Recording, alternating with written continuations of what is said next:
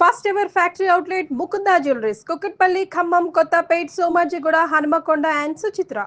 నమస్కారం, మీరు చూస్తుంది సుమన్ టీవీ. నేను మీ కీర్తి. సుమన్ టీవీ ప్రేక్షకులందరికీ శ్రీ విశ్వవసనామ సంవత్సర ఉగాది శుభాకాంక్షలు. తెలుగువారి సంవత్సరాది ఉగాది. క్రోధి నామ సంవత్సరానికి టాటా బై బై చెప్తూ కొత్త సంవత్సరానికి కొత్త ఆలోచనలతో ముందడుగు వేస్తున్నాం.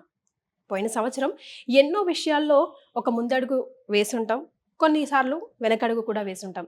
అనుకున్న పనులు అనుకున్న సమయానికి కాకపోయిండొచ్చును.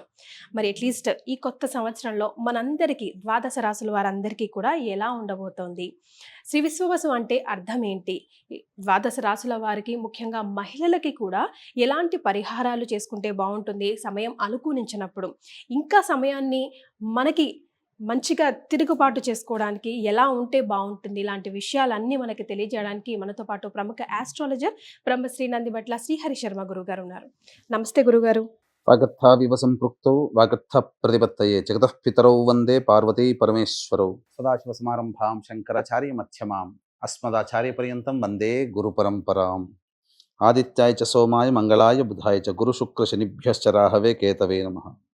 శృంగేరి జగద్గురు పీఠాధిపతులకి కంచి పీఠాధిపతులకి నమస్కారములు తెలియజేసుకుంటూ కార్యక్రమాన్ని ప్రారంభిద్దాం. అలాగే గురుగారు, శ్రీ విశ్వవసు నామ సంవత్సరం అంటున్నాం కదా, అంటే అర్థం ఏంటో? విశ్వావసు, విశ్వావసు అనగా విశ్వాసము కలిగినటువంటిది, నమ్మదగినటువంటిది అనేటువంటి అర్థంగా చెప్పవచ్చు. అంతేకాకుండా విశ్వావసు అనేటువంటిది గంధర్వరాజులలో ఒక రాజు. ఇతని పేరు మీదగానే వివాహం కాని అబ్బాయిలకి, ఆలస్యంగా వివాహం అవుతున్నటువంటి అబ్బాయిలకి ఈ యొక్క విశ్వావసు గంధర్వనామ మంత్రముతో గనక జపము, తర్పణము, హోమము గనక చేస్తే త్వరితగతిన వివాహము జరిగి తీరుతుంది అని చెప్పి మనకు మంత్రశాస్త్రంలో చెప్పబడి ఉంది. ద్వాదశ రాశిలో భాగంగా సింహ రాశి వారికి ఎలా ఉంటుందో గురుగారు ఒకసారి తెలియజేస్తారా? ఈ విశ్వావసు నామ సంవత్సరంలో సింహరాశిలో జన్మించినటువంటి వారికి ఏ విధంగా ఉండబోతుందో తెలుసుకునే ప్రయత్నం చేద్దాం. ముందుగా ఈ సింహరాశిలో జన్మించినటువంటి వారికి ఆదాయం 11, వ్యయం 11, రాజ్యపూజ్యం 3, అవమానం 6. అయితే మార్చి 30వ తారీఖు నుంచి వచ్చే సంవత్సరం మార్చి 19వ తారీఖు వరకు ఉన్నటువంటి సమయాన్ని 3 టైమ్ జోన్స్గా విభజించుకొని ఏ సమయం అనుకూలంగా ఉంటుంది, ఏ సమయాల్లో బాగుండదు అనే విషయం గురించి క్లుప్తంగా తెలియజేసే ప్రయత్నం చేస్తాను. ముందుగా మార్చి 30వ తారీఖు నుంచి మే 14వ తారీఖు వరకు సింహరాశిలో జన్మించినటువంటి వారికి గురువు వృషభ రాశిలోని సంచారం చేస్తూ దశమ గురు ప్రభావము యోగదాయకమైనటువంటి పరిస్థితిగా చెప్పవచ్చు. ఇక ఇదే విషయంలో మార్చి 29వ తారీఖు నుంచి మీనరాశిలోకి సంచార ప్రభావం, శని సంచార ప్రభావం. గత 2.5 సంవత్సరాలుగా సప్తమ శని ప్రభావంతో ఇబ్బంది పడుతున్నటువంటి సింహరాశిలో జన్మించినటువంటి వారు ఇక అష్టమ శని ప్రభావంతో ఇబ్బంది పడుతూ ఉంటుంటారు. అయితే ఇక్కడ ఒక వాస్తవం గమనించుకోవాలి. సింహరాశిలో జన్మించినటువంటి వారు 2006వ సంవత్సరం మరియు 2009వ సంవత్సరం మధ్య కాలంలో ఎలాంటి సమస్యలు ఎదుర్కొన్నారో అటువంటి సమస్యలు సింహరాశిలో జన్మించినటువంటి వారు కొంత ఎదుర్కోక తప్పదు.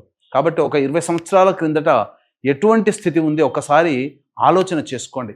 తత్ప్రభావము కొంత ఈ అష్టమ శని ప్రభావంలా పొందుతారు.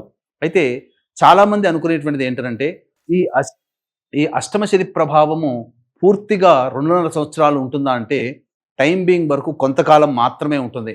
కాబట్టి మీరు ఈ దశమ గురు ప్రభావము సింహరాశి వారిని చాలా మటుకు ఈ టైప్ 1 జోన్లో అనగా మే 14వ తారీఖు వరకు టైప్ 1 జోన్లో భాగంగా శని ప్రభావం ఉన్నప్పటికీ కూడా గురుబల ప్రభావం చేత చాలా సమస్యల్ని నెట్టుకొని వస్తారు. అయితే అష్టమ శని ప్రభావం ఉన్నటువంటి కారణం చేత కాంపిటేటివ్ ఎగ్జామ్స్ ఈ మే 15వ తారీఖు లోపలనే ఎక్కువగా జరుగుతుంటాయి. కాబట్టి ప్రధానంగా విద్యార్థులు బాగా కష్టపడితే తప్ప ఉత్తీర్ణత శాతాన్ని పొందలేరు. ఇదొక్కటి విషయాన్ని గుర్తుపెట్టుకోండి. ఇక ఈ సమయం మాత్రం వ్యాపార విస్తరణకి ఏమాత్రము అనుకూలంగా లేని సమయము. ఇక టైప్ 2 జోన్లో కనుక చూసుకున్నట్లయితే ప్రధానంగా మే 14 నుంచి సెప్టెంబర్ 28వ తారీఖు వరకు కూడా 27వ తారీఖు వరకు కూడా గురుడు లాభస్థానంలో సంచారం చేస్తుంటాడు. ఇది సంపూర్ణముగా అనుకూలంగా ఉండేటువంటి సమయము. కాబట్టి అన్ని విధాలుగా ధనాదాయము మే 14వ తారీఖు నుంచి సెప్టెంబర్ 27వ తారీఖు వరకు ఉంటుందని చెప్పవచ్చు. ఇక సెప్టెంబర్ 27వ తారీఖు నుంచి నవంబర్ 11వ తారీఖు వరకు ఈ కర్కాటక రాశిలో వ్యయ గురు ప్రభావము చేత ఏం జరగబోతుంది? ఖర్చులు ఎక్కువగా అవుతాయి, ధనము సంపాదించుకోవడానికి మార్గం కష్టతరం అవుతుంది. అంతేకాకుండా ప్రధానంగా అనవసరమైనటువంటి ప్రయాణాలు ఎక్కువగా చేయాల్సినటువంటి పరిస్థితి ఈ సెప్టెంబర్ 28 నుంచి నవంబర్ 11వ తారీఖు వరకు ఉన్నటువంటి మధ్యకాలంలో ఈ యొక్క సింహరాశిలో జన్మించినటువంటి వారు పొందుతారు. అయితే ఈ టైప్ 2 జోన్లో భాగంగా శని ప్రభావమే కాస్త ఇబ్బందికరంగా మారుతుందని చెప్పవచ్చు. ఎందుకనంటే మార్చి 29వ తారీఖు నుంచి జూలై 12వ తారీఖు వరకు మీనరాశిలో అష్టమ శని ప్రభావం ఉన్న జూలై 12 నుంచి ఈ యొక్క మీనరాశిలోనే ఉండి వక్రీకరించినటువంటి కారణం చేత అక్టోబర్ 9 వరకు కూడా ఈ వక్రీకరణ ప్రభావం చేత అష్టమ శని మరియు సప్తమ శని ప్రభావం. ఈ సమయం చాలా జాగ్రత్తగా ఉండాలి. జూలై 13వ తారీఖు నుంచి అక్టోబర్ 9వ తారీఖు మధ్య ఉన్నటువంటి కాలం ఏమవుతుంది? అన్ని విధాలుగా శని ప్రభావంలో నష్టం చేకూరుతుంది. ముఖ్యంగా భాగస్వామ్య వ్యాపారస్తులు, భాగస్వాముల మధ్య, దంపతుల మధ్య విభేదాలు వచ్చే అవకాశం ఉంటుంది. మీరు ఎవరితో కలిసి పని చేస్తుంటారో వారితో సమస్యలు అనేటువంటివి జూలై 13 నుంచి అక్టోబర్ 9 వరకు ఏర్పడతాయి. ఎంత గురుబలం ఉన్నప్పటికీ కూడాను శని ప్రధానంగా అవయోగాన్ని కలిగించే గ్రహం కాబట్టి ఈ సమస్యలు అనేటువంటివి ఎక్కువగా ఉంటాయి. అయితే అక్టోబర్ 10న శని భగవానుల వారు కుంభరాశిలో ప్రవేశం చేసి అప్పుడు కుంభరాశిలో వక్రీకరించి ఉంటాడు. శని రాహుల యొక్క ప్రభావం కొంత దోషాన్ని అనేటువంటిది ఈ జూలై 13 నుంచి ఈ అక్టోబర్ 10వ తారీఖు నుంచి సంబంధించి నవంబర్ 25వ తారీఖు వరకు ఏర్పడేటువంటి సమయం. ఈ సమయం కీలకం. ఏమవుతుంది? కుంభరాశిలో వక్రీకరించినటువంటి కారణం చేత ఇటు షష్టమ భావ ఫలితాన్ని ఇవ్వబోతున్నాడు. కాబట్టి అన్ని విధాలుగా మీరు శత్రువులపై విజయాన్ని సాధిస్తూ, ఒకవైపు అదే శత్రువుల వలన సమస్యలు, అంటే తుదకి ఇక్కడ జరిగేటువంటిది ఏంటి? అంతిమంగా ఏదైనా పోరాటం చేయాలి. కానీ ఈ సమయం ఏదైతే ఉందో అక్టోబర్ 10వ తారీఖు నుంచి నవంబర్ 25వ తారీఖు ఉన్నటువంటి సమయం ఏదైతే ఉందో అది ప్రధానముగా మీకు యోగాన్ని కలగచేస్తుంది. ఖచ్చితముగా మీరు ప్రత్యర్థుల మీద విజయాన్ని పొందుతారు. వ్యాపార విస్తరణ కావచ్చు, లేకపోతే ఇతరత్ర సంబంధించినటువంటి విషయాల్లో మీ ప్రత్యర్థుల మీద మీరు విజయాన్ని పొందుతారు. అంటే ఇక్కడ ఏంటి? న్యాయవాద సంబంధమైనటువంటి విషయాల్లో గెలుపు మీదే అవుతుంది.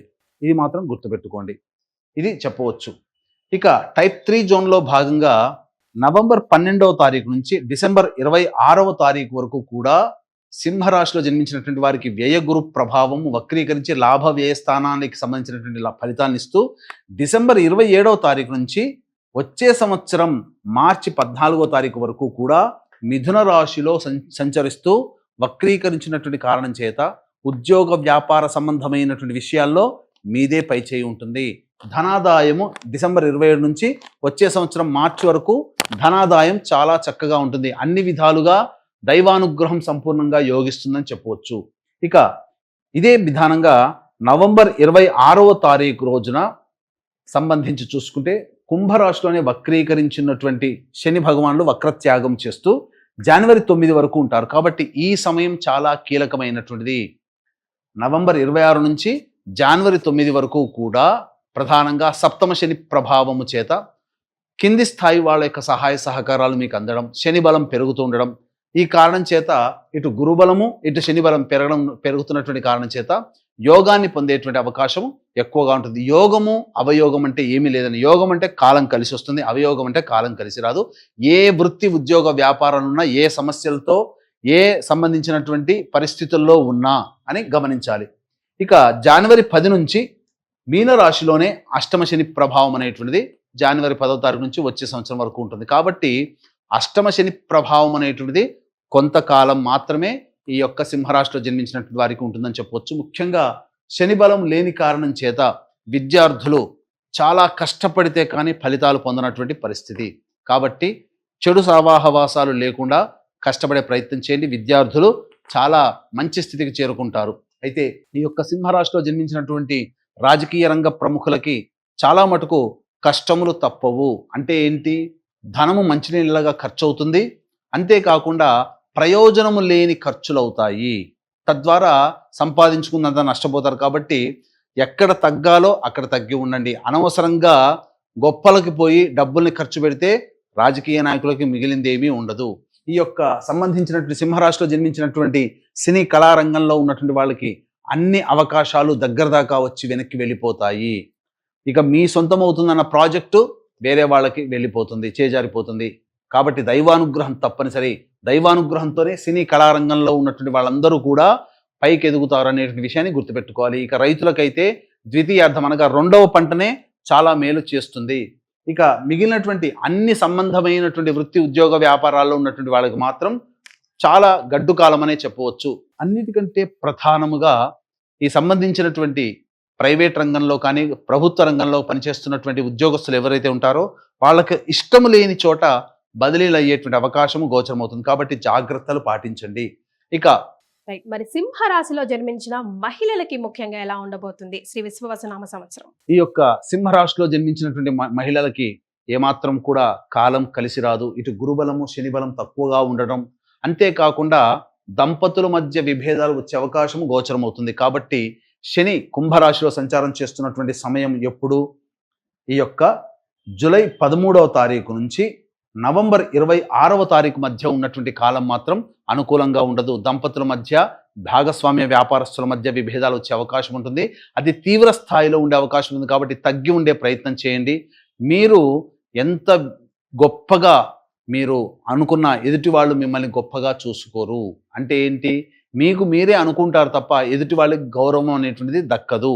అంతేకాకుండా కుటుంబంలో అప్పటి వరకు మీకు బాధ్యతగా, మీ పట్ల బాధ్యతగా మెలిగిన వాళ్ళు నిర్లక్ష్యం చేసే అవకాశాలు ఎక్కువగా ఉంటాయి. మీ మాట వినే సంతానం మాట వినకపోవచ్చు. అంతేకాకుండా అప్పటి వరకు మిమ్మల్ని గౌరవంగా చూసినటువంటి స్నేహితులు కానీ ఇతరత్ర వ్యక్తులు కానీ మీ పట్ల కొంత ఈర్ష్య అసూయ భావంతో కానీ లేకపోతే కోప స్వభావంతో కానీ ద్వేషముతో కానీ ఉండే అవకాశం ఉంటుంది. కాబట్టి జాగ్రత్తలు పాటించండి.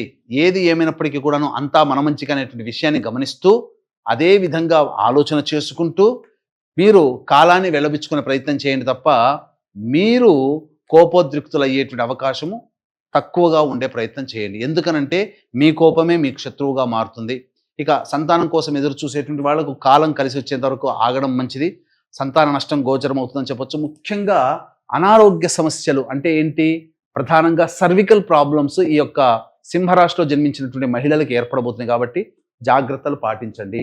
మరి వీరంతా కూడా సింహరాశిలో జన్మించిన వారు ఎలాంటి పరిహారాలు పాటిస్తే మరింత ఈ లైఫ్ అంతా కలిసి వస్తుంది ముఖ్యంగా ఈ సంవత్సరంలో?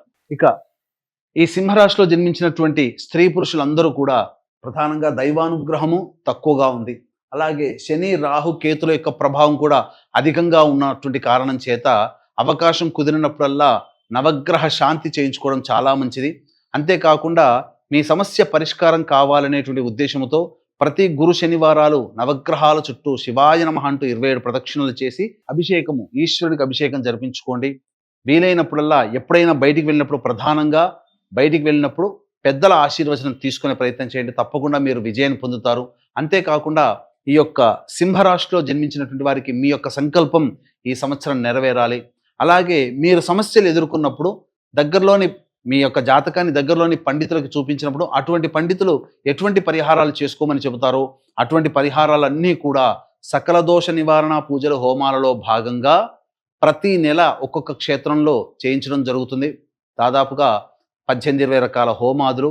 దీనికి శ్రీకారం మాత్రం మహామహిమాన్వితమైనటువంటి సుప్రసిద్ధ కాశీ క్షేత్రంలో ఏప్రిల్ 18వ తారీఖు రోజున జరపడం జరుగుతుంది.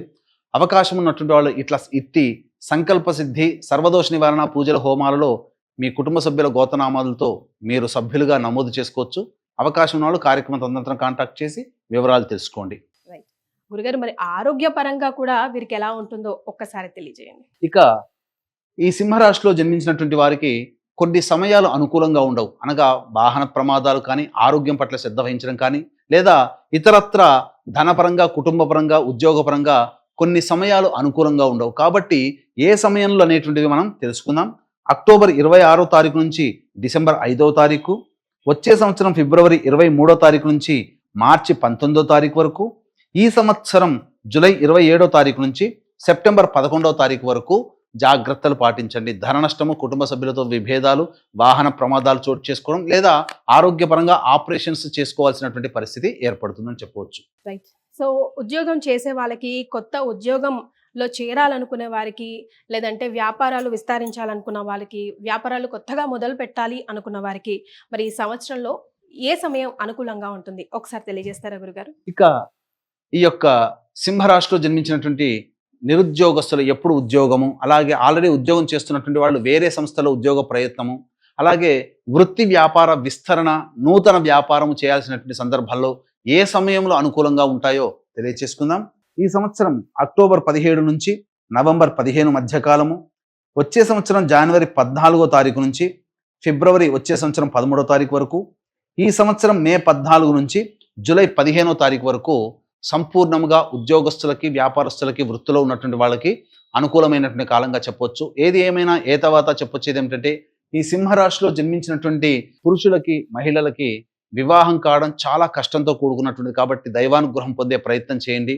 ఇట్టి దైవానుగ్రహం అందరికీ అందించాలనేటువంటి ఒక సదుద్దేశంతో ప్రతి నెల ఒక్కొక్క క్షేత్రంలో ఈ యొక్క మీ సంకల్పం నెరవేరడం, మీ జాతకరీత్యా దోషాలు తొలగిపోవడం కోసం సంకల్ప సిద్ధి, సకల దోష నివారణ పూజల హోమాలు అనేటువంటి చేయించడం జరుగుతుంది. దీనికి శ్రీకారం మాత్రం సుప్రసిద్ధ మహిమాన్విత కాశీ క్షేత్రంలో ఏప్రిల్ 18వ తారీఖు రోజున జరిపించడం జరుగుతుంది. కాబట్టి అవకాశం వాళ్ళు ఈ కార్యక్రమంలో మీరు సభ్యులుగా చేరవచ్చు. చాలా సంతోషం అండి. ధన్యవాదాలు.